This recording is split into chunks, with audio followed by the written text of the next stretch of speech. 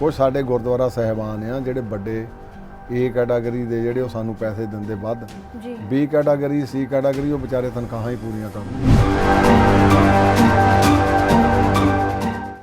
रही गल जिहड़ी ये बच्चों दे विच नशे दा रुझान आ, ये भी मैं समझदा सरकारां दा बहुत वड्डा हिस्सा आ कि किसी दे घर कोई मुसीबत आउंदी सी ते आपां दौड़ के सारा सांझे करदे सी। हुण तां गुआंढ दे विच की हुंदा किसी नूं पता ही कुछ नहीं। सानूं शिकायतां आ रहीआं सी लोग धर्म परिवर्तन कर रहे आ। प्रधान जी, एक बेअदमियां दा मसला बड़ा गंभीर है क्योंकि जिवें ही बेअदबी हुंदी है हर सिख दा हिरदा वलूंदरिया जांदा है ते सुरक्षा दे लिहाज दे नाल की कदम चुके जा रहे हैं जिस ने अजिहियां घटनावां ना वापरन। ਜਦੋਂ ਸਾਡੀ ਆਪਣੀ ਸਰਕਾਰ ਸੀ ਇੱਥੇ ਉਸ ਵੇਲੇ ਵੀ ਬੇਅਦਬੀਆਂ ਹੋਈਆਂ, ਉਸ ਵੇਲੇ ਵੀ ਇਹ ਗੱਲ ਬਹੁਤ ਚੱਲੀ ਸੀ ਵੀ ਜਿਹੜੇ ਕੋਈ ਬੰਦਾ ਫੜਿਆ ਜਾਂਦਾ ਉਹਨੂੰ ਜਾਂ ਤਾਂ ਕਹਿੰਦੇ ਜੀ ਮੈਂਟਲੀ ਡਿਸਟਰਬ ਆ, ਜਾਂ ਉਹਨੂੰ ਕਹਿ ਦਿੰਦੇ ਆ ਜੀ ਵੀ ਇਹ ਨਸ਼ਈ ਸੀਗਾ। ਮੈਂ ਸਮਝਦਾ ਜੇ ਕੋਈ ਬੰਦਾ ਮੈਂਟਲੀ ਵੀ ਰਿਟਾਇਰਡ ਆ ਜਾਂ ਉਹਦਾ ਉਹ ਆਪਣੇ ਘਰ ਦੇ ਵਿੱਚ ਕਿਸੇ ਦੀ ਮਾਂ ਭੈਣ ਦੀ ਇੱਜ਼ਤ ਨੂੰ ਹੱਥ ਨਹੀਂ ਪਾਉਂਦਾ, ਕਿਸੇ ਹੋਰ ਥਾਂ ਨਹੀਂ ਜਾਂਦਾ ਤੇ ਗੁਰੂ ਗ੍ਰੰਥ ਸਾਹਿਬ ਨੂੰ ਕਿਉਂ ਜਾ ਕੇ ਉਹ ਕਰਦਾ। हर एक बंदा कोई ਜਿਹੜਾ पॉजिटिव पक्ष नहीं दिखाता, नैगेटिव पक्ष ही दिखाता है। बिल्कुल ते साडे सिखां दे विच एक बड़ी वड्डी ये कमजोरी मैं कह लवां आ गई आ जां मानसिकता इन्नी कमजोर हो गई आ भी आपां कदे भी चंगा पक्ष नहीं दिखा लेना, माड़ा पक्ष दिखा लेना। ते जे आपां धार्मिक तौर ते सेवा करनी आ ते फिर धार्मिक तौर दे उत्ते घटिया किस्म ਦੀਆਂ ਦੂਸ਼ਣਬਾਜ਼ੀਆਂ ਲਾਉਣੀਆਂ, ਕਿਉਂਕਿ ਇੱਕ ਸਾਡਾ ਸੁਭਾਅ ਬਣ ਗਿਆ ਜੇ ਪਿੰਡ 'ਚ ਕੋਈ ਸਰਪੰਚ ਬਣ ਗਿਆ, ਕੋਈ ਪਿੰਡ 'ਚ ਕੋਈ ਐਮਐਲਏ ਬਣ ਗਿਆ ਮੰਨ ਲਓ ਹਲਕੇ ਦਾ, ਅੱਧੇ ਲੋਕ ਪਹਿਲਾਂ ਹੀ ਉਹਦੇ ਖਿਲਾਫ ਹੋ ਜਾਂਦੇ। ਅੱਜ ਦੇ ਹਾਲਾਤ ਨੂੰ ਵੇਖ ਕੇ ਗੱਲ ਆਂਦੀ ਹੈ ਕਿ ਗੁਰੂ ਗ੍ਰੰਥ ਸਾਹਿਬ ਜੀ ਨੂੰ ਤਾਂ ਸਭ ਮੰਨਦੇ ਨੇ ਪਰ ਗੁਰੂ ਗ੍ਰੰਥ ਸਾਹਿਬ ਜੀ ਦੀ ਕੋਈ ਨਹੀਂ ਮੰਨਦਾ। ਸਿਰਫ ਨਾਮ ਦੇ ਲਈ ਜੁੜਨਾ ਹੀ ਕਾਫੀ ਨਹੀਂ। ਮੈਂ ਬੀਬਾ ਜੀ ਤੁਹਾਨੂੰ ਪਹਿਲਾਂ ਇਹ ਕਹਿਣਾ ਚਾਹੁੰਦਾ ਜਿਹੜਾ ਇੱਕ ਜਿਹਨੂੰ ਆਪਾਂ ਮੈਂ ਉਹਨੂੰ ਹੁਣ ਛੇੜਨਾ ਨਹੀਂ ਚਾਹੁੰਦਾ, ਇੱਕ ਸੈਕਟ ਆ ਪੋਲੀਟੀਕਲ, ਇੱਕ ਪਾਰਟੀ ਆ। ਸਤਿ ਸ਼੍ਰੀ ਅਕਾਲ, ਤੁਸੀਂ ਵੇਖ ਰਹੇ ਹੋ ਅਜੀਤ ਵੈਬ ਟੀਵੀ ਤੇ ਮੈਂ ਪਰਮਜੀਤ ਕੌਰ ਸੈਣੀ ਤੁਹਾਡੇ ਨਾਲ।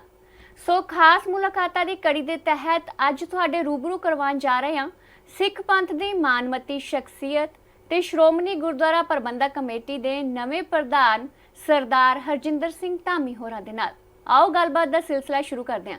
ਸਭ ਤੋਂ ਪਹਿਲਾਂ ਪ੍ਰਧਾਨ ਸਾਹਿਬ ਸਤਿ ਸ਼੍ਰੀ ਅਕਾਲ ਜੀ। ਸਤਿ ਸ਼੍ਰੀ ਅਕਾਲ ਜੀ, ਵਾਹਿਗੁਰੂ ਜੀ ਕਾ ਖਾਲਸਾ ਵਾਹਿਗੁਰੂ ਜੀ ਕੀ ਫਤਿਹ ਜੀ। ਜੀ ਪ੍ਰਧਾਨ ਸਾਹਿਬ, ਸਭ ਤੋਂ ਪਹਿਲਾਂ ਮੁਬਾਰਕਬਾਦ ਦਿੰਨੇ ਆ ਤੁਹਾਨੂੰ, ਵੱਡੀ ਜ਼ਿੰਮੇਵਾਰੀ ਮਿਲੀ ਹੈ ਜੀ। ਬਹੁਤ ਧੰਨਵਾਦ ਜੀ, ਬਹੁਤ ਧੰਨਵਾਦ ਜੀ। ਸਭ ਤੋਂ ਪਹਿਲਾ ਸਵਾਲ ਪ੍ਰਧਾਨ ਸਾਹਿਬ ਕਿ ਅੱਜ ਦੇ ਸਮੇਂ ਦੇ ਵਿੱਚ ਸ਼੍ਰੋਮਣੀ ਗੁਰਦੁਆਰਾ ਕਮੇਟੀ ਦੇ ਸਾਹਮਣੇ ਕੀ ਵੱਡੀਆਂ ਚੁਣੌਤੀਆਂ ਨੇ ਤੇ ਤੁਸੀਂ ਉਸ ਦੇ ਹੱਲ ਦੇ ਲਈ ਤੇ ਕਮੇਟੀ ਦੇ ਪ੍ਰਬੰਧਾਂ ਦੇ ਵਿੱਚ ਹੋਰ ਸੁਧਾਰ ਦੇ ਲਈ ਕਿਹੜੀਆਂ ਚੀਜ਼ਾਂ ਨੂੰ ਤਰਜੀਹਾਂ ਦਿਓਗੇ? ਦੇਖੋ, ਮੈਂ 2019 ਦੇ ਵਿੱਚ ਬਤੌਰ ਜਨਰਲ ਸਕੱਤਰ ਸ਼੍ਰੋਮਣੀ ਗੁਰਦੁਆਰਾ ਪ੍ਰਬੰਧਕ ਕਮੇਟੀ 'ਚ ਆਇਆ ਸੀ ਜੀ। ਉਸ ਵੇਲੇ ਕਿਉਂਕਿ ਕੋਵਿਡ ਦਾ ਬੜਾ ਭਿਆਨਕ ਸਮਾਂ ਚੱਲ ਰਿਹਾ ਸੀ, ਉਸ ਤੋਂ ਬਾਅਦ 2020 ਦੇ ਵਿੱਚ ਮੈਂ ਮੁੱਖ ਸਕੱਤਰ ਦੇ ਤੌਰ ਦੇ ਉੱਤੇ ਇਹ ਸੇਵਾ ਸੰਭੀ। ਬਿਲਕੁਲ। ਉਸ ਵੇਲੇ ਬਾਅਦ ਸਭ ਤੋਂ ਵੱਡੀ ਚੁਣੌਤੀ ਸੀ ਕਿ ਲੋਕਾਂ ਦੀਆਂ ਜਾਨਾਂ ਕਿੱਦਾਂ ਬਚਾਉਣੀਆਂ। ਕੋਵਿਡ ਦੇ ਨਾਲ ਸਾਰੇ ਪਾਸੇ ਹਾਹਾਕਾਰ ਮਚਿਆ ਸੀਗਾ ਤੇ ਜਿਸਲੇ ਸਰਕਾਰ ਜਿਹੜੀ ਮੌਕੇ ਦੀ ਹਾਕਮ ਧਿਰ, ਚਾਹੇ ਉਹ ਇੱਥੇ ਪੰਜਾਬ ਦੀ ਸੀ ਚਾਹੇ ਦਿੱਲੀ ਦੀ ਸੀ, ਹੱਥ ਖੜੇ ਕਰ ਗਏ ਸੀ।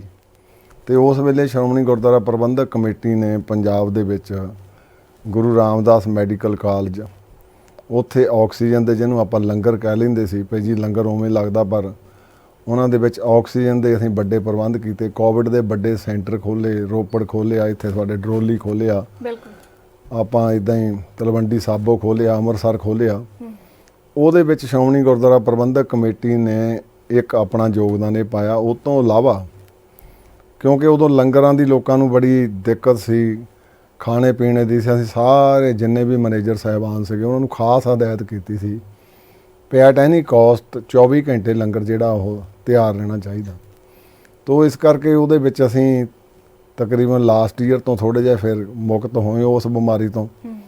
ਉਹ ਤੋਂ ਬਾਅਦ ਫਿਰ ਸਾਡੀ ਕਹਿ ਲਓ ਦੂਸਰਾ ਪੰਥ ਸਾਡਾ ਸ਼ੁਰੂ ਹੋਇਆ ਤੇ ਸ਼੍ਰੋਮਣੀ ਗੁਰਦੁਆਰਾ ਪ੍ਰਬੰਧਕ ਕਮੇਟੀ ਕੋਲ ਸਭ ਤੋਂ ਵੱਡੇ ਕਿਉਂਕਿ ਇਨਫਰਾਸਟਰਕਚਰ ਵੀ ਹੈਗੇ ਆ ਤੇ ਹੁਣ ਸਾਡੇ ਕੋਲ ਇੱਕ ਵੱਡੀ ਜਿਹੜੀ ਸਮੱਸਿਆ ਆ ਰਹੀ ਸੀ, ਗੁਰੂ ਰਾਮਦਾਸ ਪਾਤਸ਼ਾਹ ਜੀ ਦੇ ਦਰ ਤੇ ਲਗਭਗ 1.5 ਤੋਂ 2 ਲੱਖ ਰੋਜ਼ ਲੋਕ ਲੰਗਰ ਛਕਦੇ ਆ। ਬਿਲਕੁਲ।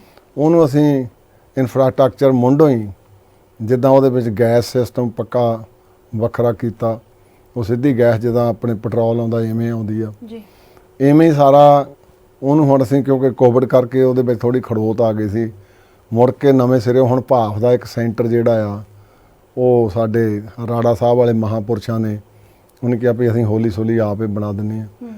ਇਵੇਂ ਹੀ ਸਾਡੇ ਕੋਲ ਹੁਣ ਜਿਹੜਾ ਨਵੇਂ ਤੌਰ ਦੇ ਉੱਤੇ ਸੀਗਾ, ਤੁਸੀਂ ਦੇਖਿਆ ਹੋਣਾ ਸੋਲਰ ਸਿਸਟਮ ਜਿਹੜਾ ਜੀ, ਜੀ, ਸੱਚਖੰਡ ਸ੍ਰੀ ਦਰਬਾਰ ਸਾਹਿਬ ਦੇ ਵਿੱਚ ਬੀੜ ਬਾਬਾ ਬੁੱਢਾ ਜੀ ਵਿਖੇ, ਤੇ ਐਵੇਂ ਹੀ ਬਾਕੀ ਜਿਹੜੇ ਹੁਣ ਸਾਡੇ ਸਤਲਾਣੀ ਵਿਖੇ ਵੱਡਾ ਪਲਾਂਟ ਲਾਇਆ, ਉੱਥੋਂ ਅਸੀਂ ਸਰਕਾਰ ਨਾਲ ਐਗਰੀਮੈਂਟ ਕੀਤਾ ਤੇ ਉਹ ਸਾਨੂੰ ਉੱਥੋਂ ਬਿਜਲੀ ਲੈ ਕੇ ਤੇ ਸਾਨੂੰ ਇੱਥੇ ਮੁਹੱਈਆ ਕਰਵਾਇਆ ਕਰਨਗੇ। ਜਿਹੜੀਆਂ ਦਰਪੇਸ਼ ਸਮੱਸਿਆਵਾਂ ਆ, ਕਿਉਂਕਿ ਇਹ ਤਾਂ ਫਾਈਨੈਂਸ ਦੇ ਨਾਲ ਸੰਬੰਧਿਤ ਆ, ਬਿਲਕੁਲ। ਹੋਰ ਕਿਉਂਕਿ ਵੱਡੀ ਸਮੱਸਿਆ ਅੱਜ ਸਾਡੇ ਵਿੱਚ ਇਹ ਆ ਰਹੀ ਆ ਕਿ ਸਰਕਾਰਾਂ ਬੇਧਿਆਨੀਆਂ ਹੁੰਦੀਆਂ ਜਾ ਰਹੀਆਂ, ਬੱਚਿਆਂ ਦੀ ਮਾਈਗ੍ਰੇਸ਼ਨ ਵੱਡੇ ਪੱਧਰ ਤੇ ਵਿਦੇਸ਼ ਨੂੰ ਹੋ ਰਹੀ ਹੈ। ਬਿਲਕੁਲ। ਔਰ ਆਰਥਿਕ ਮੰਦੀ ਦੇ ਵਿੱਚੋਂ ਆਪਾਂ ਲੰਘ ਰਹੇ ਹਾਂ, ਸਰਕਾਰ ਦਾ ਇੱਧਰ ਨੂੰ ਕੋਈ ਧਿਆਨ ਨਹੀਂਗਾ। ਦੂਜਾ ਜਿਹੜਾ ਇੱਕ ਬੁੰਡਰਾ ਸਾਡਾ ਕਲਚਰ ਪੰਜਾਬ ਆਪਾਂ ਕਹਿੰਦੇ ਵੱਸਦਾ ਗੁਰਾਂ ਦੇ ਨਾਂ ਦੇ ਉੱਤੇ, ਬਿਲਕੁਲ। ਤੇ ਗੁਰਮੁਖ ਲਿਪੀ ਸਤਿਗੁਰੂ ਗੁਰੂ ਅੰਗਦ ਦੇਵ ਪਾਤਸ਼ਾਹ ਜੀ ਨੇ ਪਹਿਲਾਂ ਲੰਡੇ ਹੁੰਦੇ ਸੀ, ਉਸ ਤੋਂ ਬਾਅਦ ਅੰਕਿਤ ਕੀਤੀ। ਅੱਜ ਪੰਜਾਬੀ ਨੂੰ ਵੀ ਮੈਂ ਦੇਖਦਾ ਕਿਧਰੇ ਆਪਾਂ ਅਲੋਪ ਕਰ ਰਹੇ ਹਾਂ।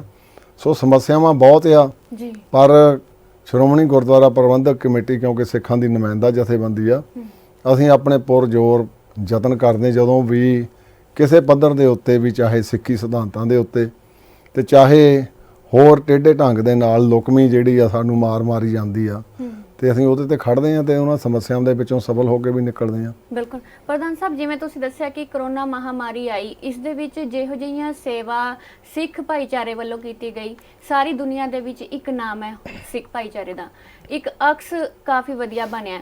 ਉਸ ਤੋਂ ਬਾਅਦ ਲਗਾਤਾਰ ਹੁਣ ਆਉਣ ਵਾਲੇ ਸਮੇਂ ਦੇ ਵਿੱਚ, ਕਿਉਂਕਿ ਮਾਇਆ ਨਾਲ ਸੰਬੰਧਿਤ ਜਿਵੇਂ ਤੁਸੀਂ ਵੀ ਦੱਸਿਆ ਕਿ ਇਹ ਸਾਰੀਆਂ ਗੱਲਾਂ ਹੁੰਦੀਆਂ ਨੇ, ਕਰੋਨਾ ਕਰਕੇ ਤਾਂ ਮਾਇਆ ਨਾਲ ਸੰਬੰਧਿਤ ਵੀ ਮੁਸ਼ਕਿਲਾਂ ਦਰਪੇਸ਼ ਆਈਆਂ ਹੋਣੀਆਂ ਕਮੇਟੀ ਨੂੰ। ਇਸ ਤੋਂ ਬਾਅਦ ਹੁਣ ਕਮੇਟੀ 2 ਯੂਨੀਵਰਸਿਟੀਆਂ ਵੀ ਚਲਾ ਰਹੀ ਹੈ, ਦਰਜਨਾਂ ਵਿਦਿਅਕ ਅਦਾਰੇ ਵੀ ਚਲਾ ਰਹੀ ਹੈ। ਇਹ ਸਭ ਵੀ ਪ੍ਰਭਾਵਿਤ ਹੋਏ ਹੋਣੇ ਨੇ, ਕਿਉਂਕਿ ਕਈ ਵਾਰ ਖਬਰਾਂ ਸਾਹਮਣੇ ਆ ਜਾਂਦੀਆਂ ਨੇ ਕਿ ਵਿਦਿਅਕ ਅਦਾਰਿਆਂ ਦੇ ਵਿੱਚ ਮੁਲਾਜ਼ਮਾਂ ਨੂੰ ਤਨਖਾਹਾਂ ਸਮੇਂ ਸਿਰ ਨਹੀਂ ਮਿਲ ਪਾਉਂਦੀਆਂ, ਜਿਸ ਨਾਲ ਕਾਫੀ ਖਬਰਾਂ ਬਣੀਆਂ ਨੇ ਇਹ।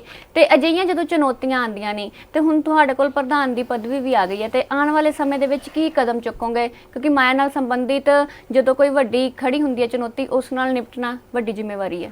ਦੇਖੋ, ਇਹ ਜਿੱਦਾਂ ਇੱਕ ਘਰ ਦੀ ਸਵਾਣੀ ਘਰ ਚਲਾਉਂਦੀ ਆ ਜੀ, ਇਵੇਂ ਇਹਦੇ ਵਿੱਚ ਸਾਨੂੰ ਵੀ ਇਹ ਸਾਰਾ ਦੇਖਣਾ ਪੈਂਦਾ। ਜਿੱਦਾਂ ਹੁਣ Guru Ramdas medical college university ਆ ਜੀ, ਉਹਦੇ ਵਿੱਚ ਅਸੀਂ ਹੁਣ ਗੈਸ ਦਾ ਪਲਾਂਟ ਆਪਣਾ ਲਾ ਲਿਆ, ਉਹਦੇ ਵਿੱਚ ਸਾਨੂੰ ਬਾਹਰੋਂ ਗੈਸ ਨਹੀਂ ਮੰਗਾਉਣੀ ਪੈਂਦੀ, ਆਕਸੀਜਨ ਦਾ ਅਸੀਂ ਪਲਾਂਟ ਵੱਡਾ ਲਾਤਾ ਜੀ। ਇਵੇਂ ਅਸੀਂ ਮੀਰੀ ਪੀਰੀ ਜਿਹੜਾ ਸਾਡਾ ਮੈਡੀਕਲ ਕਾਲਜ ਆ ਸ਼ਾਹਬਾਦ ਮਰਕੰਡੇ ਵਿਖੇ, ਜੀ, ਉਹਦੇ ਵਿੱਚ ਵੀ ਅਸੀਂ ਆਪਣਾ ਪਲਾਂਟ ਉਹਨਾਂ ਨੂੰ 50 ਲੱਖ ਰੁਪਈਆ ਦੇ ਕੇ ਉੱਥੇ ਆਕਸੀਜਨ ਦਾ ਪਲਾਂਟ ਲਾ ਦਿੱਤਾ। ਇਦਾਂ ਹੀ ਜਿਹੜੇ ਹੋਰ ਸਾਡੇ ਸਭ ਤੋਂ ਵੱਡੇ, ਕਿਉਂਕਿ ਗੁਰੂ ਗ੍ਰੰਥ ਸਾਹਿਬ ਯੂਨੀਵਰਸਿਟੀ ਜਿਹੜੀ ਆ ਜੀ, ਉਹ ਸਾਹਿਬਾਂ ਦੀ ਸ਼ਤਾਬਦੀ ਵੇਲੇ ਬਣੀ ਸੀ। ਗੁਰੂ ਰਾਮਦਾਸ ਮੈਡੀਕਲ ਕਾਲਜ ਸਾਡਾ ਪਿਛਲੇ ਸਮੇਂ 'ਚ ਪੰਜਾਬ ਸਰਕਾਰ ਨੇ ਸਭ ਤੋਂ ਵਧੀਆ ਲਾਣਿਆ ਸੀ, ਉਹ ਸਾਡਾ ਇਸ ਵੇਲੇ ਵਧੀਆ ਸਹੂਲਤਾਂ ਵੀ ਦੇ ਰਿਹਾ ਤੇ ਆਪਣੇ ਪੈਰਾਂ ਤੇ ਚੱਲ ਰਿਹਾ। ਜੀ, ਜੀ। ਤੇ ਜਿਹੜੇ ਸਾਡੀ ਯੂਨੀਵਰਸਿਟੀ GNE ਕਾਲਜ ਹੋਇਆ, ਜਾਂ ਬਾਬਾ ਬੰਦਾ ਸਿੰਘ ਬਹਾਦਰ ਇੰਜੀਨੀਅਰਿੰਗ ਕਾਲਜ ਹੋਇਆ, ਜੀ, ਜਾਂ ਇਤਿਹਾਦਕ ਸਾਡੇ ਕੋਲ 32 ਕੁ ਕਾਲਜ ਆ, ਸਾਡੇ ਕੋਲ ਤਕਰੀਬਨ ਸਾਰੇ ਰਲਾ ਕੇ 52 ਕੁ ਸਕੂਲ ਆ। ਕਿਉਂਕਿ ਸਕੂਲਾਂ ਦੇ ਵਿੱਚ ਇੱਕ ਮਾਈਗ੍ਰੇਸ਼ਨ ਦੀ ਬੜੀ ਧੜਾਧੜ ਸ਼ੁਰੂ ਹੋ ਗਈ। ਪਹਿਲਾਂ +2 ਤੋਂ ਬਾਅਦ ਜਾਂਦੇ ਸੀ ਜੀ, ਹੁਣ ਤਕਰੀਬਨ ਬੱਚੇ 10ਵੀਂ ਦੇ ਜਾਣ ਲੱਗ ਪਏ ਆ। ਤੇ ਉਹਦੇ ਵਿੱਚ ਸਾਨੂੰ ਕਿਉਂਕਿ ਸਾਰੇ ਸਮਾਜ ਨੂੰ ਹੀ ਆਈ ਖੜੋਤ ਸਾਰੀ ਇਕਨੋਮਿਕ ਤੌਰ ਦੇ ਉੱਤੇ, ਬਿਲਕੁਲ। ਤੇ ਉਹਦੇ ਨਾਲ ਕਿਉਂਕਿ ਸਾਡਾ ਜਿਹੜਾ ਗੁਰੂ ਘਰ ਦਾ ਪ੍ਰਬੰਧ ਆ ਜਾਂ ਸ਼੍ਰੋਮਣੀ ਗੁਰਦੁਆਰਾ ਪ੍ਰਬੰਧਕ ਕਮੇਟੀ ਦਾ ਪ੍ਰਬੰਧ ਆ, ਉਹ ਗੁਰੂ ਦੀਆਂ ਗੋਲਕਾਂ ਤੇ ਹੀ ਆ, ਬਿਲਕੁਲ। ਜਾਂ ਗੁਰੂ ਦੀਆਂ ਜਿਹੜੀਆਂ ਕੋਈ ਸਾਡੇ FDR ਤੇ ਆ, ਜਾਂ ਕੋਈ ਸਾਡੇ ਕੋਲ ਜਾਇਦਾਦਾਂ ਆ, ਉਹਨਾਂ ਤੋਂ ਚੱਲਦਾ ਜੀ। ਤੇ ਜਿਹੜੇ ਗੁਰਦੁਆਰਾ ਸਾਹਿਬਾਨ ਦੇ ਵਿੱਚ ਇੱਕ ਅਪਰੋਕਸੀਮੇਟ ਆਪਾਂ ਬਜਟ ਹਰ ਸਾਲ ਪੇਸ਼ ਕਰਦੇ ਆ ਜੀ, ਤੇ ਸਰਕਾਰ ਆਮ ਜਾਂ ਸਾਡੇ ਲੋਕਾਂ ਦੀ ਵੀ ਇੱਕ ਧਾਰਨਾ ਬਣ ਗਈ ਆ ਵੀ ਸ਼੍ਰੋਮਣੀ ਗੁਰਦੁਆਰਾ ਪ੍ਰਬੰਧਕ ਕਮੇਟੀ ਕੋ ਪੰਜਾਬ ਸਰਕਾਰ ਜਿੰਨਾ ਬਜਟ ਆ। ਮੈਂ ਬਤੌਰ ਜਨਰਲ ਸਕੱਤਰ ਪਿਛਲੀ ਵਾਰੀ ਜਿਹੜਾ ਬਜਟ ਪੇਸ਼ ਕੀਤਾ ਸੀ ਉਹ 9 ਅਰਬ 80 ਕਰੋੜ ਦਾ ਸੀ ਜੀ।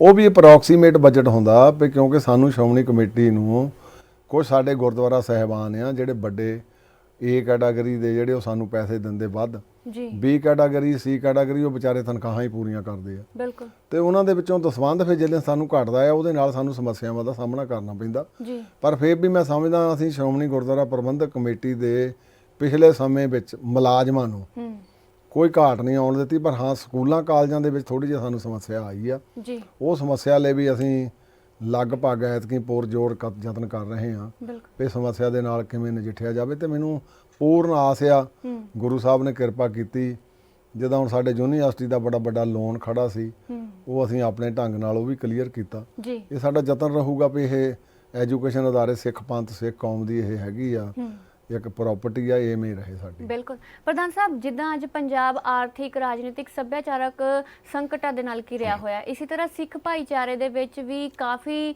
ਸਮੱਸਿਆਵਾਂ ਦਾ ਸਾਹਮਣਾ ਕਰਨਾ ਪੈਂਦਾ ਹੈ। ਜੇਕਰ ਖਾਸ ਗੱਲ ਕਰੀਏ ਤਾਂ ਨੌਜਵਾਨਾਂ ਦੇ ਵਿੱਚ ਨਸ਼ਾਖੋਰੀ ਹੋ ਗਈ, ਪਤਿਤਪੁਣਾ, ਅਜਿਹੇ ਅਨੈਤਿਕ ਵਿਕਾਰ ਵੱਧ ਰਹੇ ਨੇ। ਅਜਿਹੇ ਦੇ ਵਿੱਚ ਇੱਕ ਇਹ ਵੀ ਸਮੱਸਿਆ ਹੈ ਕਿ ਸਿੱਖ ਭਾਈਚਾਰੇ ਦੇ ਵਿੱਚ ਲੋੜ ਤੋਂ ਵਧੇਰੇ ਵਿਆਹ ਵਰਗੀਆਂ ਕਾਰਜਾਂ ਦੇ ਵਿੱਚ ਵਿਖਾਵੇ ਕਰਨੇ, ਖਰਚ ਕਰਨੇ, ਅਜਿਹੀਆਂ ਭਾਵਨਾਵਾਂ, ਅਜਿਹੇ ਵਿਕਾਰ ਪੈਦਾ ਹੋਣ ਤੋਂ ਬਾਅਦ ਜੋ ਕਮੇਟੀ ਦੇ ਵੱਲੋਂ ਕੀ ਕਦਮ ਚੁੱਕੇ ਜਾ ਰਹੇ ਨੇ ਲੋਕਾਂ ਨੂੰ ਜੋ ਸੁਚੱਜੀ ਜੀਵਨ ਜਾਂਚ ਦੇ ਨਾਲ ਜੋੜਨ ਦੇ ਲਈ, ਸਿੱਖ ਫਿਲਾਸਫੀ ਦੇ ਨਾਲ ਜੋੜਨ ਦੇ ਲਈ? ਪਹਿਲਾਂ ਤਾਂ ਦੇਖੋ, ਜਿਹੜੀ ਸ਼੍ਰੋਮਣੀ ਗੁਰਦੁਆਰਾ ਪ੍ਰਬੰਧਕ ਕਮੇਟੀ ਆ ਇਹ ਲਾ ਬਾਈਂਡਿੰਗ ਫੋਰਸ ਨਹੀਂਗੀ। ਇਹ ਕੇਵਲ ਤਾਂ ਕੇਵਲ ਗੁਰੂ ਘਰਾਂ ਦੇ ਪ੍ਰਬੰਧ ਜੀ ਤੇ ਉਹਨਾਂ ਦੇ ਨਾਲ ਸਾਡਾ ਸੰਬੰਧਿਤ ਜਿਹੜਾ ਅਦਾਰਿਆਂ ਦਾ ਸਾਰਾ ਉਹਨਾਂ ਦੀ ਦੇਖਭਾਲ ਕਰਦੀ ਆ। ਜੀ ਜੀ ਅਸੀਂ ਸਿਰਫ ਕੇਵਲ ਤਾਂ ਕੇਵਲ ਅਪੀਲ ਕਰ ਸਕਦੇ ਹਾਂ ਬਿਲਕੁਲ ਉਹਨਾਂ ਦੇ ਵਿੱਚ, ਕਿਉਂਕਿ ਸਰਕਾਰ ਵਾਂਗੂ ਨਹੀਂ ਅਸੀਂ ਕਰ ਸਕਦੇ ਵੀ ਕਿਸੇ ਨੂੰ ਅਸੀਂ ਕੋਈ ਅਪੀਲ ਕਰਦੇ ਉਹ ਨਹੀਂ ਫੋਲੋ ਕਰਦਾ ਤਾਂ ਅਸੀਂ ਉਹਨੂੰ ਕੋਈ ਸਜ਼ਾ ਦੇ ਸਕਦੇ ਹਾਂ। ਬਿਲਕੁਲ ਰਹੀ ਗੱਲ ਜਿਹੜੀ ਇਹ ਬੱਚਿਆਂ ਦੇ ਵਿੱਚ ਨਸ਼ੇ ਦਾ ਰੁਝਾਨ ਆ, ਇਹ ਵੀ ਮੈਂ ਸਮਝਦਾ ਸਰਕਾਰਾਂ ਦਾ ਬਹੁਤ ਵੱਡਾ ਹਿੱਸਾ ਆ। ਇਹ ਫਰਸਟ੍ਰੇਸ਼ਨ ਬੱਚਿਆਂ ਦੇ ਵਿੱਚ ਇੰਨੀ ਆ ਕਿ ਮੈਂ ਦੇਖਦਾ ਅਸੀਂ ਕੋਈ ਪੋਸਟਾਂ ਕਿਸੇ ਵੀ ਪੱਖ ਤੋਂ ਐਡ ਕਰਦੇ ਆ ਤੇ MBA ਬੱਚੇ, ਈਵਨ PhD ਬੱਚੇ ਜਾਂ M.Tech ਬੱਚੇ ਸਾਡੇ ਕੋਲ ਛੋਟੀਆਂ ਪੋਸਟਾਂ ਲਈ ਆਉਂਦੇ ਆ। ਬਿਲਕੁਲ ਉਹ ਫਿਰ ਜਿਹੜੇ ਧੱਕੇ ਖਾਂਦੇ ਆ ਉਹਨਾਂ ਦੇ ਕੋਲ ਫਿਰ ਕੋਈ ਚਾਰਾ ਜਰੀ ਨਹੀਂ, ਉਹ ਫਿਰ ਇਧਰਲੇ ਪਾਸੇ ਨੂੰ ਆਪਣਾ ਜਿਹੜਾ ਸੁਭਾਅ ਵਧਾ ਲੈਂਦੇ ਆ। ਦੂਸਰਾ ਅਵੇਅਰਨੈਸ ਜਿਹੜੀ ਆ ਭਾਵੇਂ ਬਹੁਤ ਸੁਸਾਇਟੀਆਂ ਸਾਰੀਆਂ ਕਰ ਰਹੀਆਂ, ਅਸੀਂ ਅਵੇਅਰਨੈਸ ਤੋਂ ਵੀ ਬਹੁਤ ਆਪਾਂ ਅਵੇਸਲੇ ਹੋ ਗਏ ਆ। ਮਾਂ ਪਿਓ ਵੀ ਵੇਸਲੇ ਹੋ ਗਏ, ਸਮਾਜ ਵੀ ਵੇਸਲਾ ਹੋ ਗਿਆ। ਪੁਰਾਣੇ ਵੇਲੇ ਸਮਾਂ ਮੈਂ ਦੇਖਿਆ, ਮੇਰੀ ਜਿੰਨੀ ਕੁ ਉਮਰ ਹੋਈ ਆ, ਕਿ ਕਿਸੇ ਦੇ ਘਰ ਕੋਈ ਮੁਸੀਬਤ ਆਉਂਦੀ ਸੀ ਤੇ ਆਪਾਂ ਦੌੜ ਕੇ ਸਾਰਾ ਸਾਂਝੇ ਕਰਦੇ ਸੀ। ਹੁਣ ਤਾਂ ਗੁਆਂਢ ਦੇ ਵਿੱਚ ਕੀ ਹੁੰਦਾ ਕਿਸੇ ਨੂੰ ਪਤਾ ਹੀ ਕੁਛ ਨਹੀਂ। ਬਿਲਕੁਲ ਇਹ ਮੈਂ ਸਮਝਦਾ ਸਾਡਾ ਸੱਭਿਆਚਾਰ ਪੰਜਾਬ ਦਾ ਜਿਹੜਾ ਬੜਾ ਨਰੋਆ ਤੇ ਨਿੱਗਰ ਸੀ, ਜਿਹੜੇ ਸਾਂਝੇ ਪਰਿਵਾਰਾਂ ਦੀ ਗੱਲ ਸੀ ਉਹ ਟੁੱਟ ਗਈ। ਬਿਲਕੁਲ ਉਹ ਜਿਹੜੇ ਟੁੱਟੀ ਆ ਉਹਦਾ ਫਿਰ ਇਫੈਕਟ ਤਾਂ ਆਫਟਰਵਰਡ ਆਉਣਾ ਹੀ ਆ, ਉਹ ਬੱਚਿਆਂ ਤੇ ਵੀ ਆ ਰਿਹਾ। ਤੋਂ ਉਹ ਤੋਂ ਇਲਾਵਾ ਜਿਹੜੇ ਆ ਸਾਡੇ ਧੜ ਬੱਚੇ ਵਿਆਹ ਕਰਦੇ ਆ, ਫਿਰ ਦਵਾ ਸੱਟੇ ਡਿਵੋਰਸ ਹੋ ਜਾਂਦੇ। ਉਹ ਸਾਰੀਆਂ ਘਾਟਾਂ ਸਾਡੇ ਸੱਭਿਆਚਾਰ ਦੇ ਵਿੱਚ ਘਾਟਾਂ ਆ ਗਈਆਂ। ਤੁਸੀਂ ਬਹੁਤ ਵਧੀਆ ਸਵਾਲ ਕੀਤਾ ਮੈਨੂੰ ਵੀ ਇਹ ਜਿਹੜਾ ਰੁਝਾਨ ਹੁਣ ਜਿਹੜਾ ਸਾਡੇ ਵਿੱਚ ਫਾਲਤੂ ਫਜ਼ੂਲ ਖਰਚੀ ਦਾ, ਜੀ ਗੁਰੂ ਸਾਹਿਬ ਨੇ ਬਹੁਤ ਸਰਲ ਕੀਤਾ ਸੀ। ਸਾਨੂੰ 4 ਗੁਰੂ ਸਾਹਿਬ ਜੀ ਨੇ ਲਾਵਾਂ ਦਾ ਪਾਠ ਪਰਿਕਰਮਾ ਕਰਕੇ ਸਿੰਪਲਸਿਟੀ ਬਖਸ਼ੀ ਸੀ ਜੀ, ਤੇ ਹੁਣ ਆਪਾਂ ਉਹ ਸਾਰਾ ਤੋੜਿਆ। ਕੋਵਿਡ ਦਾ ਸਮਾਂ ਆਇਆ, ਮੈਂ ਕਹਿੰਦਾ ਲੋਕਾਂ ਦੇ ਕਰੋੜਾਂ ਰੁਪਏ ਬਚੇ ਆ। ਬਿਲਕੁਲ ਕਿਤੇ ਵਿਆਹ ਨਹੀਂ ਹੋਏ, ਸਾਰਾ ਕੁਝ ਹੋਇਆ, ਪਰ ਇੱਕ ਭੇਡ ਚਾਹ ਲਿਆ ਉਹ ਦੇਖਾ ਦੇਖੀ ਜਿਹੜੀ ਆ, ਕਿਉਂਕਿ ਜਿਹੜਾ ਕੋਈ ਸਮਝਾਉਣ ਦੀ ਕੋਸ਼ਿਸ਼ ਕਰਦਾ, ਬੱਚੇ ਅਲੜੇ ਆ ਵਿਚਾਰੇ, ਉਹ ਸਮਝਣ ਨੂੰ ਤਿਆਰ ਨਹੀਂ। ਪਰ ਫਿਰ ਵੀ ਅਜੇ ਕੋਵਿਡ ਦੇ ਵਿੱਚ ਆਪਾਂ ਵਿਆਹਾਂ ਦੇ ਵਿੱਚ ਸਫਲ ਹੋ ਸਕਦੇ ਆ, ਤੇ ਜੇ ਇਹਨੂੰ ਆਪਾਂ ਸਾਰੇ ਜਨਰਲ ਤੌਰ ਦੇ ਉੱਤੇ ਹੀ ਸਾਡੀ ਕੋਸ਼ਿਸ਼ ਵੀ ਆ ਵੀ ਸਿੰਘ ਸਾਹਿਬਾਨ ਵੀ ਇਹਨਾਂ ਨੂੰ ਇਨੀਸ਼ੀਏਟ ਕਰਨ। ਉਹਨਾਂ ਨੂੰ ਵੀ ਬੇਨਤੀ ਕਰਾਂਗੇ ਵੀ ਇਹ ਜਿਹੜੀ ਫਜ਼ੂਲ ਖਰਚੀ ਅੱਜ ਲੋਕਾਂ ਦਾ ਕਚੂਮਰ ਕੱਢ ਰਹੀ ਆ, ਮੈਂ ਸਮਝਦਾ ਘਰ ਦੇ ਵਿੱਚ ਨਾ ਵੀ ਉਹਨਾਂ ਕੋਈ ਸਾਧਨ ਹੋਵੇ ਫਿਰ ਵੀ ਬੱਚੇ ਮਜਬੂਰ ਕਰਦੇ ਮਾਪੇ ਨੂੰ, ਚਾਹੇ ਉਹ ਵਿਆਹ ਦੀ ਪਾਰਟੀ ਹੋਵੇ ਚਾਹੇ ਬਰਥਡੇ ਪਾਰਟੀ ਹੋਵੇ। ਇਹ ਸਾਰੀ ਫਰਸਟ੍ਰੇਸ਼ਨ ਦੇ ਵਿੱਚੋਂ ਹੀ ਆ, ਅਨਪਲੋਇਮੈਂਟ ਦੇ ਵਿੱਚੋਂ ਹੀ ਬੰਦਾ ਨਸ਼ਿਆਂ ਵੱਲ ਨੂੰ ਦੌੜਦਾ। ਜਿਹੜੀ ਫਰਸਟ੍ਰੇਸ਼ਨ ਉਹਦੇ ਵਿੱਚੋਂ ਬੱਚਾ ਫਿਰ ਜਿਹੜਾ ਆ ਇਹ ਤੁਹਾਡੇ ਚੋਰੀਆਂ ਡਾਕੇ ਹੋਰ ਕਿਸੇ ਨਸ਼ੇ ਦੀ ਲਾਸਟ ਪੂਰੀ ਕਰਨ ਨੂੰ ਫਿਰ ਉਧਰ ਨੂੰ ਉਹ ਸਾਰਾ ਦੌੜਦਾ ਆ। ਸੋ ਸ਼੍ਰੋਮਣੀ ਕਮੇਟੀ ਤਾਂ ਅਸੀਂ ਹੁਣ ਤਕਰੀਬਨ ਪਿਛਲੇ ਸਾਲ ਤੋਂ ਇੱਕ ਬੜਾ ਉਦਮ ਉਪਰਾਲਾ ਕੀਤਾ, ਕਿਉਂਕਿ ਸਾਨੂੰ ਸ਼ਿਕਾਇਤਾਂ ਆ ਰਹੀਆਂ ਸੀ ਜੀ ਲੋਕ ਧਰਮ ਪਰਿਵਰਤਨ ਕਰ ਰਹੇ ਆ। ਅਸੀਂ ਉਹ ਪਿਛਲੇ ਪ੍ਰਧਾਨ ਜੀ ਬੀਬੀ ਜਗੀਰ ਕੌਰ ਜੀ ਦੀ ਟਰਮ ਵੇਲੇ ਘਰ ਘਰ ਅੰਦਰ ਧਰਮਸਾਲ ਜਿਹੜੀ ਉਹ ਅਸੀਂ ਸ਼ੁਰੂ ਕੀਤੀ ਆ। ਉਹਦੇ ਵਿੱਚ ਅਸੀਂ ਲਗਭਗ ਲਿਟਰੇਚਰ ਦਿੰਦੇ ਆ। ਉਹ ਲਿਟਰੇਚਰ ਲੋਕ ਬੱਚੇ ਪੜ੍ਹਦੇ ਵੀ ਆ ਤੇ ਲੋਕਾਂ ਦੇ ਵਿੱਚ ਹੁਣ ਜਾਗ੍ਰਿਤੀ ਵੀ ਆ ਰਹੀ ਆ। ਸਾਡਾ ਤਾਂ ਫਰਜ਼ ਆ ਵੀ ਹੋਕਾ ਦੇਣਾ ਤੇ ਉਸ ਹੋਕੇ ਤੇ ਲੋਕ ਜਾਗਣ। ਜੇ ਘਰ ਦਾ ਮਾਲਕ ਹੀ ਸੁੱਤਾ ਆ ਤੇ ਫਿਰ ਚੋਰ ਤਾਂ ਫਸਲ ਵੱਢੂਗਾ। ਪਰ ਗੁਰੂ ਕਿਰਪਾ ਕਰੇ, ਪੰਜਾਬ ਦੀ ਧਰਤੀ ਗੁਰਾਂ ਦੇ ਨਾਂ ਤੇ ਵਸਦੀ ਆ ਤੇ ਮੈਨੂੰ ਇਹ ਪੂਰਨ ਆਸ ਆ ਕਿ ਹੌਲੀ ਹੌਲੀ ਲਾਹਣਤਾਂ ਨੂੰ ਸਮਾਂ ਤਾਂ ਲੱਗ ਸਕਦਾ, ਪਰ ਜਦ ਤੱਕ ਨੁਕਸਾਨ ਫਿਰ ਬਹੁਤ ਹੋ ਜਾਂਦਾ। ਬਿਲਕੁਲ ਪਰ ਅਸੀਂ ਇਸ ਭਰਵਾਈ ਲਈ ਆਪਣੇ ਪੁਰਜੋਰ ਸਾਰੇ ਯਤਨ ਜਿਹੜੇ ਬਿਲਕੁਲ ਪ੍ਰਧਾਨ ਸਾਹਿਬ, ਅੱਜ ਦੇ ਹਾਲਾਤ ਨੂੰ ਵੇਖ ਕੇ ਗੱਲ ਆਉਂਦੀ ਹੈ ਕਿ ਗੁਰੂ ਗ੍ਰੰਥ ਸਾਹਿਬ ਜੀ ਨੂੰ ਤਾਂ ਸਭ ਮੰਨਦੇ ਨੇ, ਪਰ ਗੁਰੂ ਗ੍ਰੰਥ ਸਾਹਿਬ ਜੀ ਦੀ ਕੋਈ ਨਹੀਂ ਮੰਨਦਾ। ਸਿਰਫ ਨਾਮ ਦੇ ਲਈ ਜੁੜਨਾ ਹੀ ਕਾਫੀ ਨਹੀਂ, ਦਿਲੋਂ ਜੁੜਨਾ ਚਾਹੀਦਾ ਹੈ। ਜੋ ਗੁਰੂ ਸਾਹਿਬਾਨ ਨੇ ਸਾਨੂੰ ਰਾਸਤਾ ਦਿਖਾਇਆ ਉਹਦੇ ਤੇ ਚੱਲਣ ਦੀ ਕੋਸ਼ਿਸ਼ ਕਰਨੀ ਚਾਹੀਦੀ ਹੈ। ਖਾਸ ਕਰ ਵਿਦੇਸ਼ਾਂ ਦੇ ਵਿੱਚ ਸਿੱਖ ਭਾਈਚਾਰੇ ਨੂੰ ਧਰਮ ਦੇ ਨਾਲ ਜੋੜ ਕੇ ਰੱਖਣ ਦੇ ਲਈ, ਨੌਜਵਾਨਾਂ ਨੂੰ ਗੁਰਮਤਿ ਦੇ ਨਾਲ ਜੋੜਨ ਦੇ ਲਈ ਕੀ ਉਪਰਾਲੇ ਕਰ ਰਹੀ ਹੈ ਕਮੇਟੀ? ਦੇਖੋ, ਇੱਕ ਸਭ ਤੋਂ ਵੱਡੀ ਗੱਲ ਸਾਡੇ ਵਿੱਚ ਆ ਗਈ ਆ ਕਿ ਸਿੱਖ ਨੇ ਇੱਕ ਕਸਟਮ ਬਣਾ ਲਈ, ਜਿਹਨੂੰ ਆਪਾਂ ਰਿਵਾਜ ਕਹਿ ਲਈਏ ਜੀ। ਕਿਸੇ ਦੇ ਘਰ 'ਚ ਕੋਈ ਵਿਆਹ ਹੁੰਦਾ ਜਾਂ ਕਿਸੇ ਦੇ ਕੋਈ ਮਿਰਗ ਦਾ ਭੋਗ ਹੁੰਦਾ, ਆਮ ਕਰਕੇ, ਕਿਉਂਕਿ ਇਹਨੂੰ ਇਕੱਲੇ ਸ਼੍ਰੋਮਣੀ ਕਮੇਟੀ ਨੂੰ ਨਹੀਂ ਕੋਸਿਆ ਜਾ ਸਕਦਾ, ਸਮਾਜ ਦੇ ਵਿੱਚ ਵੀ ਇੱਕ ਹੌਲੀ ਹੌਲੀ ਕਈ ਇਹ ਰੁਝਾਨ ਵੱਧਦੇ ਜਾ ਰਹੇ ਆ ਭਈ ਆਮ ਸਾਡੇ ਦੇਖਦੇ ਵੀ ਜਿਹੜੇ ਅਖੰਡ ਪਾਠ ਪ੍ਰਾਰੰਭ ਹੁੰਦਾ 5 ਪੌੜੀਆਂ ਤੱਕ ਘਰ ਦੇ ਚੌਰ ਕਰੀ ਜਾਂਦੇ ਆ ਜੀ। ਫਿਰ 1429 ਅੰਕ ਤੱਕ 26 27 ਜਿੱਥੇ 9ਵੇਂ ਮਹੱਲੇ ਦੇ ਸ਼ਲੋਕ ਸ਼ੁਰੂ ਹੁੰਦੇ ਆ, ਫਿਰ ਘਰ ਦਾ ਕੋਈ ਜੀ ਆ ਕੇ ਬੜੂਗਾ, ਚੌਰ ਫਾਲੂਗਾ, ਇਨਵਿਟਵਿਨ ਕੀ ਹੋਇਆ ਕਿਸੇ ਨੂੰ ਕੋਈ ਪਤਾ ਨਹੀਂ। ਬਿਲਕੁਲ ਇਹ ਸਾਡੇ ਵਿੱਚ ਇੱਕ ਧਾਰਮਿਕ ਘਾਟ ਆ ਜਿਹੜੀ ਸਾਨੂੰ ਇੱਕ ਸਮੱਸਿਆ ਵੱਲ ਨੂੰ ਲਿਜਾ ਰਹੀ ਆ।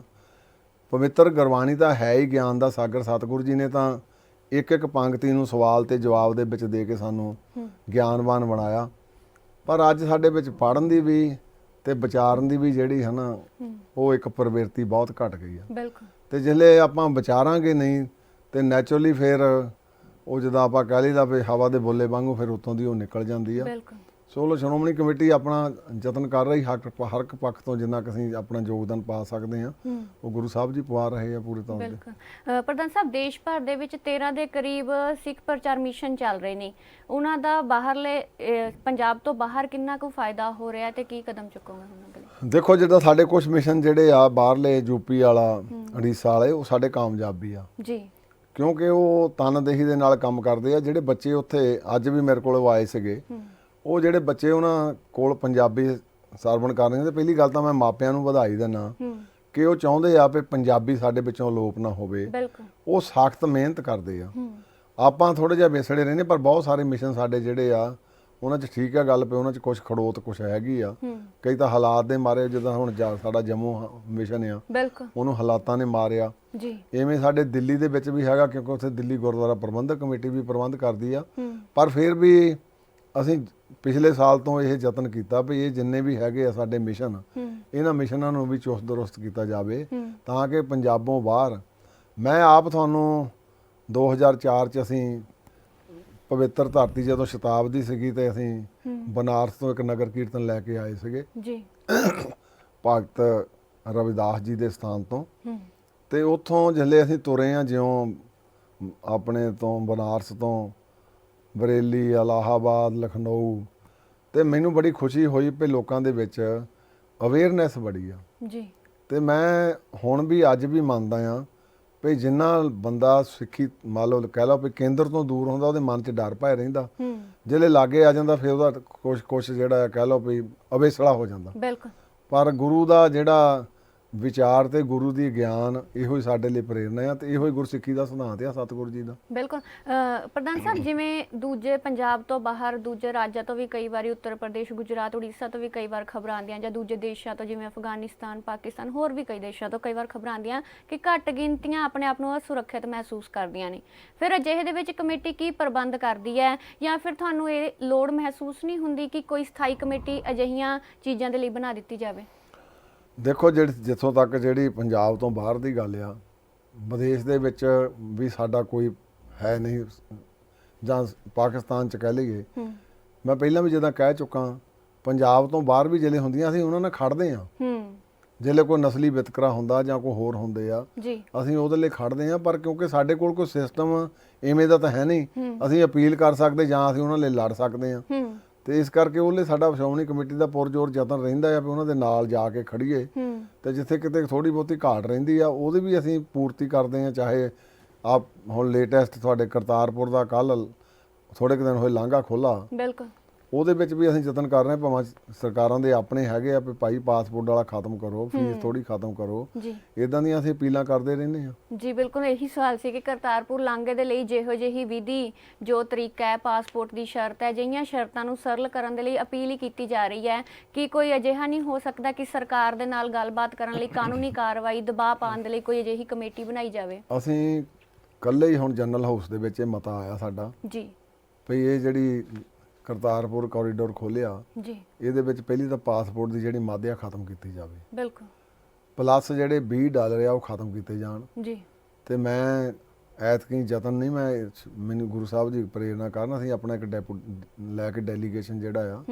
ਉਹ ਸੈਂਟਰ ਸਰਕਾਰ ਨੂੰ ਵੀ ਮਿਲਾਂਗੇ ਜਾ ਕੇ, ਜੀ ਵੀ ਇਹ ਕਮ ਸੇ ਕਮ ਜਿਹੜਾ ਆ ਇੰਨਾ ਆਪਾਂ ਨੇ ਤੇ ਬੋਝ ਪਾਇਆ ਆ। ਆਮ ਜਿਹੜਾ ਪ੍ਰਕਿਰਤੀ ਮਨੁੱਖ ਕਹਿ ਲਓ ਕਿਰਤੀ ਸਿੱਖ ਆ, ਉਹਦੇ ਕੋਲ ਵਿਚਾਰੇ ਕੋਲ ਸੋਰਸ ਹੀ ਹੈ ਨਹੀਂਗੇ, ਬਿਲਕੁਲ ਨਾ ਤਾਂ ਉਹ ਪਾਸਪੋਰਟ ਬਣਾਉਂਦਾ, ਉਹਨੇ ਵਿਦੇਸ਼ ਨਹੀਂ ਜਾਣਾ।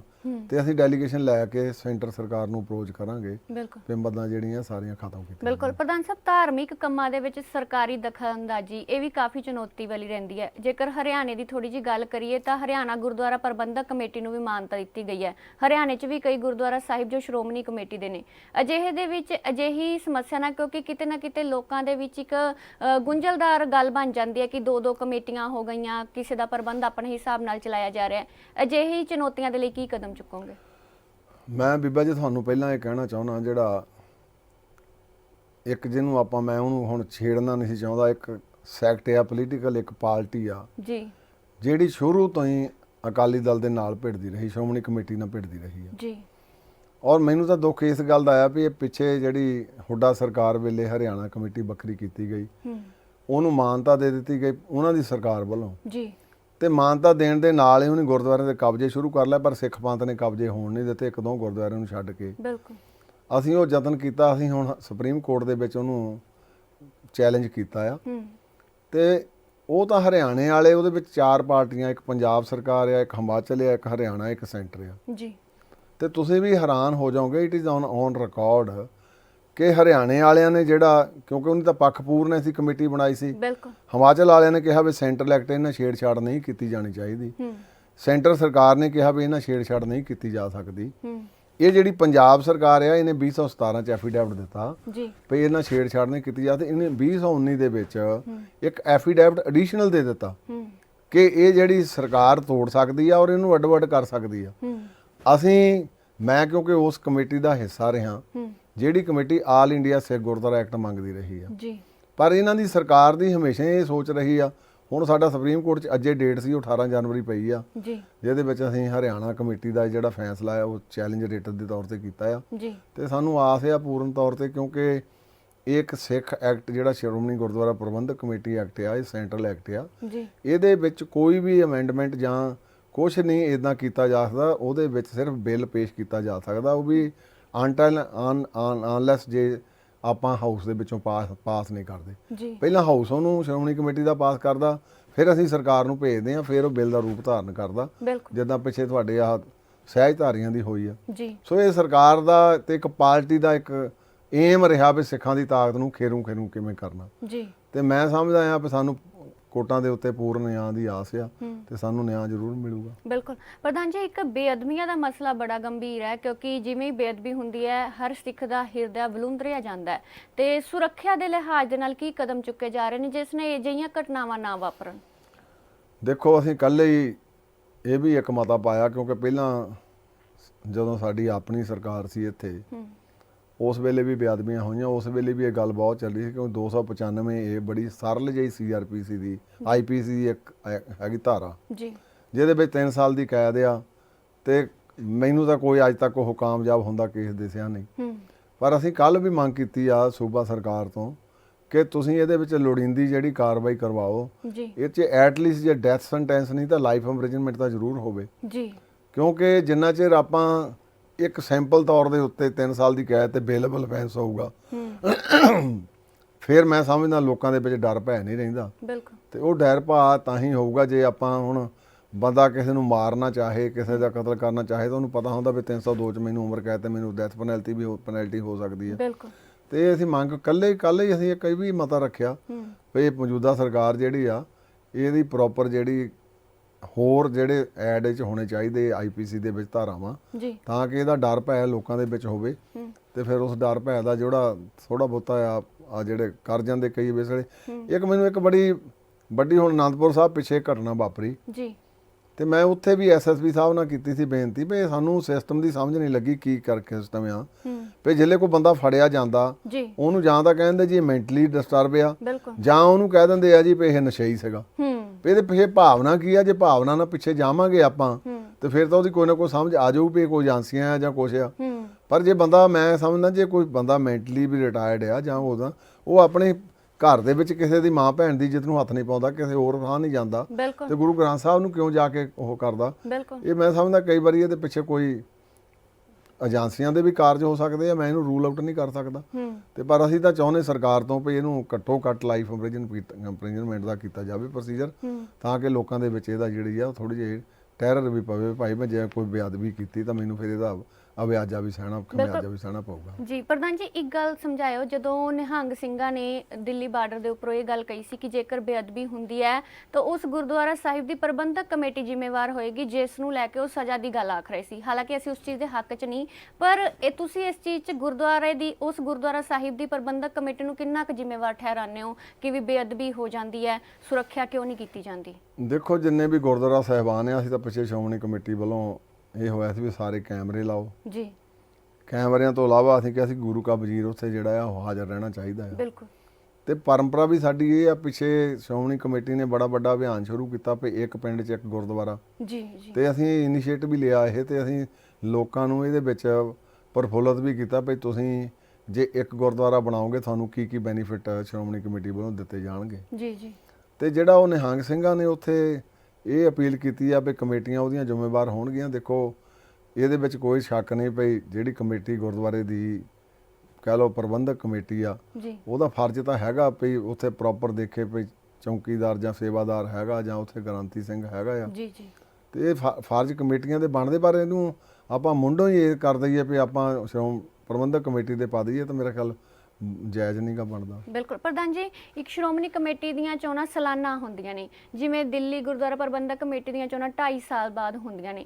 ਇੰਜ ਨਹੀਂ ਲੱਗਦਾ ਕਿ ਇਸ ਥੋੜਾ ਜਿਹਾ ਸਮਾਂ ਸ਼੍ਰੋਮਣੀ ਕਮੇਟੀ ਨੂੰ ਵੀ ਵਧਾਉਣਾ ਚਾਹੀਦਾ, ਥੋੜਾ ਜਿਹਾ ਪ੍ਰਧਾਨ ਸਾਹਿਬ ਨੂੰ ਵੀ ਕੰਮ ਕਰਨ ਦਾ ਮੌਕਾ ਮਿਲ ਜਾਵੇ? ਇਦਾਂ ਆ ਇਹ, ਕਿਉਂਕਿ 1971 ਚ ਦਿੱਲੀ ਗੁਰਦੁਆਰਾ ਪ੍ਰਬੰਧਕ ਕਮੇਟੀ ਦਾ ਐਕਟ 1971 ਚ ਬਣਿਆ ਤੇ ਸ਼੍ਰੋਮਣੀ ਗੁਰਦੁਆਰਾ ਪ੍ਰਬੰਧਕ ਕਮੇਟੀ ਦਾ ਐਕਟ 1925 ਚ ਬਣਿਆ, ਤੇ ਇਹਦੇ ਵਿੱਚ 1959 ਤੱਕ ਕੁਝ ਨਾ ਕੁਝ ਅਮੈਂਡਮੈਂਟਾਂ ਹੋਈਆਂ ਜੀ। ਉੱਥੇ 2.5 ਸਾਲ ਦਾ ਪ੍ਰੋਵੀਜ਼ਨ, ਉਹਦੀ ਟਰਮ 4 ਸਾਲ ਦੀ ਆ ਜੀ। ਸਾਡੇ 5 ਸਾਲ ਦੀ ਟਰਮ ਆ, ਪਰ ਸਾਡੇ 1 ਸਾਲ ਦੇ ਵਿੱਚ ਕਿਉਂਕਿ ਮੁੜ ਕੇ ਅਹੁਦੇਦਾਰ ਜਿਹੜੇ ਆ ਉਹ ਚੁਣੇ ਜਾਂਦੇ ਆ ਜੀ। ਤੇ ਅਸੀਂ ਆਪ ਵੀ ਹੁਣ ਗੰਭੀਰਤਾ ਨਾਲ ਥੋੜਾ ਇਹਦਾ ਕਰ ਰਹੇ ਵੀ ਸਾਲ ਦੇ ਵਿੱਚ ਬੰਦਾ ਜਿਹੜਾ ਆ ਉਹਦੀ ਤਾਂ ਅੱਖ ਹੀ ਨਹੀਂ ਖੁੱਲਦੀ। 6 ਮਹੀਨੇ ਤਾਂ ਉਹਨੂੰ ਆਪਣੀ ਜਿੱਦਾਂ ਕਹਿ ਲਓ ਵੀ ਥੋੜਾ ਬਹੁਤਾ ਸੈਟਲਮੈਂਟ ਕਰਨੇ ਨੂੰ ਲੱਗ ਜਾਂਦੇ ਆ। ਤੇ ਅਸੀਂ ਚਾਹੁੰਦੇ ਵੀ ਆ ਵੀ ਘੱਟੋ ਘੱਟ ਜੇ ਵੱਧ ਨਹੀਂ ਤਾਂ 2 ਸਾਲ ਦਾ ਸਮਾਂ ਜਿਹੜਾ ਆ ਉਹ ਹੋ ਜਾਵੇ, ਤਾਂ ਕਿ ਇੱਕ ਪ੍ਰਧਾਨ ਜਿਹੜਾ ਆਪਣੇ ਉਹ ਐਫੀਸ਼ੀਐਂਸੀ ਜਿਹੜੀ ਆ 2 ਸਾਲਾਂ 'ਚ ਉਹ ਆਪਣੀ ਕੁਛ ਦਿਖਾ ਸਕੇ। ਬਿਲਕੁਲ। ਇਸ ਨਾਲ ਜੁੜਾ ਮੇਰਾ ਇੱਕ ਆਖਰੀ ਸਵਾਲ, ਜਦੋਂ ਚੋਣਾਂ ਹੁੰਦੀਆਂ ਨੇ, ਪਿੱਛੇ ਜਿਹੀ ਦਿੱਲੀ ਗੁਰਦੁਆਰਾ ਪ੍ਰਬੰਧਕ ਕਮੇਟੀ ਦੀਆਂ ਹੋਣੀਆਂ ਸੀ, ਇਸ ਦੌਰਾਨ ਜਿਹੋ ਜਿਹੀ ਦੂਸ਼ਣਬਾਜ਼ੀ ਦੋ ਧਿਰਾਂ ਦੇ ਵਿੱਚ ਹੋ ਜਾਂਦੀ ਹੈ, ਫਿਰ ਉਹ ਸੁਰਖੀਆਂ ਬਣਦੀਆਂ ਨੇ। ਇਸ ਨਾਲ ਕਿਤੇ ਨਾ ਕਿਤੇ ਮਹਿਸੂਸ ਹੁੰਦਾ ਹੈ ਕਿ ਧਰਮ ਦੇ ਅਕਸ ਨੂੰ ਨੁਕਸਾਨ ਪਹੁੰਚਦਾ ਹੈ, ਕਿਉਂਕਿ ਜੋ ਤਾਂ ਸਿੱਖ ਧਰਮ ਨੂੰ ਐਨ ਗੰਭੀਰਤਾ ਨਾਲ ਡੂੰਘਾਈ ਨਾਲ ਜਾਣਦੇ ਨੇ ਉਹਨਾਂ ਦੇ ਉੱਪਰ ਤਾਂ ਕੋਈ ਅਸਰ ਨਹੀਂ ਹੁੰਦਾ, ਪਰ ਜੋ ਦੂਜੇ ਲੋਕ ਨੇ ਉਹ ਦੇਖਦੇ ਨੇ ਕਿ ਗੁਰਦੁਆਰਾ ਸਾਹਿਬ ਦੇ ਵਿੱਚ ਚੋਣਾਂ ਦੇ ਸਮੇਂ ਦੂਸ਼ਣਬਾਜ਼ੀ, ਕਪਲਿਆਂ ਦੇ ਦੋਸ਼ ਲਗਾਣੇ, ਅਜਿਹੇ ਦੋਸ਼ ਲਗਾਣੇ, ਜਿਸ ਤੋਂ ਬਾਅਦ ਲੋਕ ਸੋਚਦੇ ਨੇ ਸ਼ਾਇਦ ਧਰਮ ਦੇ ਵਿੱਚ ਅਜਿਹੀ ਲੁੱਟ ਖਸੁੱਟ ਹੁੰਦੀ ਹੈ। ਇਸ ਬਾਰੇ ਕੀ ਸੋਚਦੇ ਹੋ? ਦੇਖੋ, ਪਹਿਲੀ ਗੱਲ ਤਾਂ ਇਹ ਆ ਵੀ ਸਾਡਾ, ਮੈਨੂੰ ਇਹਦੇ ਵਿੱਚ ਕਹਿਣ 'ਚ ਕੋਈ ਗੁਰੇਜ਼ ਨਹੀਂ, ਜਿਹੜਾ ਇੱਕ ਆਪਣੇ ਸਾਡੇ ਸੋਸ਼ਲ ਮੀਡੀਆ ਦਾ ਸਿਸਟਮ ਚੱਲ ਪਿਆ। ਬਿਲਕੁਲ। ਹਰ ਇੱਕ ਬੰਦਾ ਕੋਈ ਜਿਹੜਾ ਪੋਜ਼ਿਟਿਵ ਪੱਖ ਨਹੀਂ ਦਿਖਾਉਂਦਾ, ਨੈਗੇਟਿਵ ਪੱਖ ਹੀ ਦਿਖਾਉਂਦਾ ਹੈ। ਬਿਲਕੁਲ ਬਿਲਕੁਲ। ਤੇ ਸਾਡੇ ਸਿੱਖਾਂ ਦੇ ਵਿੱਚ ਇੱਕ ਬੜੀ ਵੱਡੀ ਇਹ ਕਮਜ਼ੋਰੀ ਮੈਂ ਕਹਿ ਲਵਾਂ ਆ ਗਈ ਆ, ਜਾਂ ਮਾਨਸਿਕਤਾ ਇੰਨੀ ਕਮਜ਼ੋਰ ਹੋ ਗਈ ਆ ਵੀ ਆਪਾਂ ਕਦੇ ਵੀ ਚੰਗਾ ਪੱਖ ਨਹੀਂ ਦਿਖਾ ਲੈਣਾ, ਮਾੜਾ ਪੱਖ ਦਿਖਾ ਲੈਣਾ। ਦੂਜੀ ਗੱਲ, ਕਿਉਂਕਿ ਇਲੈਕਸ਼ਨ ਆ, ਇੱਕ ਡੈਮੋਕ੍ਰੇਸੀ ਦਾ ਸਿਸਟਮ ਆ, ਕਿਉਂਕਿ ਵੋਟਾਂ ਲੋਕਾਂ ਨੇ ਪਾਉਣੀਆਂ। ਅਸੀਂ ਤਾਂ ਇੱਥੇ ਕਹਿੰਦੇ ਵੀ ਚਾਹੇ ਦੂਜਾ ਰਾਜ ਵੀ ਹੋਵੇ, ਜਿਹੜੀ ਨਾਰਮਲ ਡੈਮੋਕ੍ਰੇਸੀ ਸਰਕਾਰ ਵੀ ਬਣਾਉਂਦੀ, ਉਹਦੇ ਵਿੱਚ ਵੀ ਇਹੋ ਜਿਹੇ ਅਨਫੇਅਰ ਮੀਨਸ ਨਹੀਂ ਵਰਤਣੇ ਚਾਹੀਦੇ। ਤੇ ਜੇ ਆਪਾਂ ਧਾਰਮਿਕ ਤੌਰ ਤੇ ਸੇਵਾ ਕਰਨੀ ਆ ਤੇ ਫਿਰ ਧਾਰਮਿਕ ਤੌਰ ਦੇ ਉੱਤੇ ਘਟੀਆ ਕਿਸਮ ਦੀਆਂ ਦੂਸ਼ਣਬਾਜ਼ੀਆਂ ਲਾਉਣੀਆਂ, ਕਿਉਂਕਿ ਇੱਕ ਸਾਡਾ ਸੁਭਾਅ ਬਣ ਗਿਆ, ਜੇ ਪਿੰਡ 'ਚ ਕੋਈ ਸਰਪੰਚ ਬਣ ਗਿਆ, ਕੋਈ ਪਿੰਡ 'ਚ ਕੋਈ ਐਮਐਲਏ ਬਣ ਗਿਆ, ਮੰਨ ਲਓ ਹਲਕੇ ਦਾ, ਅੱਧੇ ਲੋਕ ਪਹਿਲਾਂ ਹੀ ਉਹਦੇ ਖਿਲਾਫ ਹੋ ਜਾਂਦੇ ਆ, ਬਿਲਕੁਲ ਕਿਉਂਕਿ ਸਾਡੇ ਵਿੱਚ ਇੱਕ ਕਹਿ ਲਓ ਤੁਸੀਂ ਈਰਖਾ ਬਸੀ ਬਣ ਗਈ ਆ। ਤੇ ਸਾਡੇ ਇੱਕ ਜ਼ਿਆਦਾ ਮੈਂ ਸਮਝਦਾ ਜ਼ਿਆਦਾ ਈਰਖਾ ਬਸ ਉਹਨੂੰ ਫਿਰ ਆਪਾਂ ਜਿਹੜੇ ਈਰਖਾ ਬਸ ਜਾਈਏ ਫਿਰ ਬੰਦਾ ਸਿਰਾ ਹੀ ਲੱਗਦਾ ਉਹਨੂੰ, ਫਿਰ ਉਹ ਭਾਵੇਂ ਆਪਣਾ ਵੀ ਉਹਦਾ ਨੁਕਸਾਨ ਹੋ ਜਾਵੇ। ਬਿਲਕੁਲ ਪਰ ਸਿੱਖ ਧਰਮ ਦੀ ਇਦਾਂ ਪਰੰਪਰਾ ਰਹੀ ਨਹੀਂ, ਇਹ ਤਾਂ ਸਰਬੱਤ ਦਾ ਭਲਾ ਲੋਚਦੇ ਆ। ਜੀ ਤੇ ਜੇ ਸਿੱਖ ਆਪੋ ਵਿੱਚ ਹੀ ਲੜੀ ਝਗੜੀ ਜਾਣ ਤਾਂ ਫਿਰ ਮੈਂ ਸਮਝਦਾ ਉਹਦੇ ਵਿੱਚ ਸਾਡਾ ਆਪਣੀ ਕੌਮ ਦਾ ਵੀ ਵੱਡਾ ਨੁਕਸਾਨ ਹੁੰਦਾ, ਬਿਲਕੁਲ ਕਿਉਂਕਿ ਵੋਟਾਂ 4 ਸਾਲ ਬਾਅਦ ਫੇਰ ਆ ਜਾਣੀਆਂ, ਪਰ ਕਈ ਵਾਰੀ ਆਪਾਂ ਪਰੰਪਰਾਵਾਂ ਨੂੰ ਢੇਰ ਕਰ ਜਾਂਦੇ ਹਾਂ, ਉਹਦਾ ਫਿਰ ਖਮਿਆਜਾ ਲੰਮਾ ਸਮਾਂ ਸਾਨੂੰ ਭੁਗਤਣਾ ਪੈਂਦਾ। ਬਿਲਕੁਲ ਪ੍ਰਧਾਨ ਜੀ, ਅਜੀਤ ਵੈਬ ਟੀਵੀ ਦੇ ਰਾਹੀਂ ਸਿੱਖ ਪੰਥ ਨੂੰ ਕੀ ਸੰਦੇਸ਼ ਦੇਣਾ ਚਾਹੋਗੇ? ਮੈਂ ਅਜੀਤ ਅਦਾਰੇ ਦਾ ਬਹੁਤ ਧੰਨਵਾਦ ਕਰਦਾ, ਕਿਉਂਕਿ ਇਹਨਾਂ ਦੇ ਸਾਰੇ ਪੱਖ ਮੈਂ ਅੱਜ ਤੋਂ ਲੰਬੇ ਸਮੇਂ ਤੋਂ ਦੇਖਦਾ ਆ ਰਿਹਾ ਵੀ ਇਹਨਾਂ ਦਾ ਸਭ ਤੋਂ ਮੁੱਢਲਾ ਪੱਖ ਆ ਪੰਜਾਬੀ ਨੂੰ ਪ੍ਰਮੋਟ ਕਰਨਾ, ਜੀ ਫਿਰ ਇਹਦਾ ਪੰਜਾਬ ਦੇ ਕਲਚਰ ਨੂੰ ਪ੍ਰਮੋਟ ਕਰਨਾ। ਤੇ ਆਰਥਿਕ ਮੰਦੀ ਦੇ ਵਿੱਚ ਵੀ ਮੈਨੂੰ ਚੇਤਾ ਉਹ ਸਮਾਂ ਜਦੋਂ ਇਹਨਾਂ ਨੇ ਇੱਥੇ ਵੈਲਫੇਅਰ ਫੰਡ ਸ਼ੁਰੂ ਕੀਤੇ ਸੀਗੇ। ਤੇ ਮੈਂ ਸਮਝਦਾ ਇਹ ਅਜੀਤ ਜਿਹੜੀ ਅਖਬਾਰ ਆ ਇਹ ਸਾਡੇ ਸਿੱਖਾਂ ਦੇ ਵਿੱਚ ਨਾ ਕਹਿ ਲਵਾਂ ਸਮੁੱਚੇ ਪੰਜਾਬ ਦੇ ਵਿੱਚ ਇੱਕ ਬਹੁਤ ਵੱਡਾ ਮੀਡੀਆ ਦਾ ਵੀ ਅਦਾਰਾ ਆ।